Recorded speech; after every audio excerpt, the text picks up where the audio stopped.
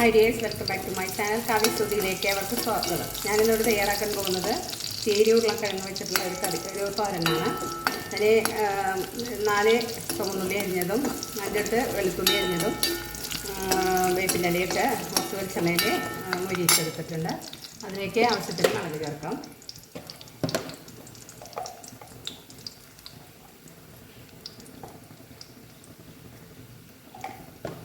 ഒന്നര ടീസ്പൂൺ മുളക് പൊടി,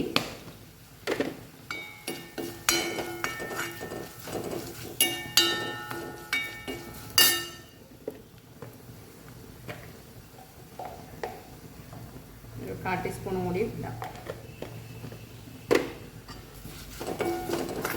ഞാൻ 1/4 ടീസ്പൂൺ കേട്ടോ.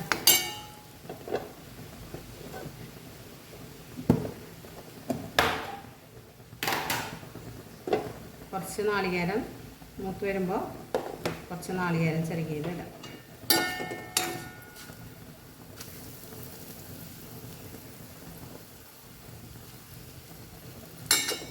അതിലേക്ക് കഴുകി വാരി വെച്ച മത്തൻ്റെ ഇലയാണ്.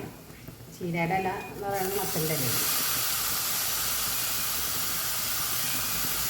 ഇവിടെ ഉണ്ടായ മത്തൻ്റെ ഇലയാണ്. നന്നായി കഴുകി വാല വെച്ചതാണ് അതിലേക്ക് ചേർത്ത് കൊടുക്കാം. ഇതൊന്ന് വാടി വരണം. ഉരുളക്കിഴങ്ങ് ഒരു 3 ആവിയിൽ പുഴുങ്ങി വെച്ചിട്ടുണ്ട്. പിന്നെ തൊലി കളഞ്ഞിട്ട് ഇതിലേക്ക് ചേർക്കണം. ഇനി ആവശ്യത്തിന് ഉപ്പിടാം.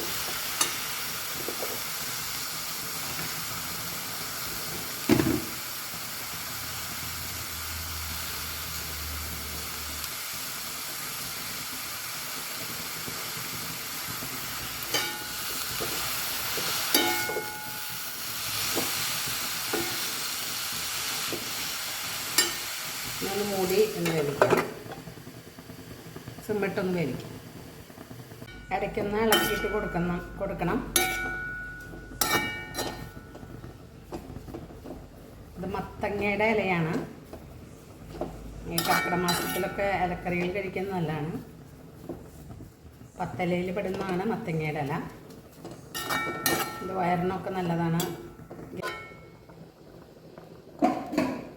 മൂടി തുറന്നിട്ടൊന്ന് ഇളക്കി കൊടുക്കാം. ഇതെല്ലാവരും ട്രൈ ചെയ്ത് നോക്കുക. എല്ലാവർക്കും ഇഷ്ടപ്പെടും. മത്തയുടെ ഇലയും ഉരുളക്കിഴങ്ങും തോരൻ.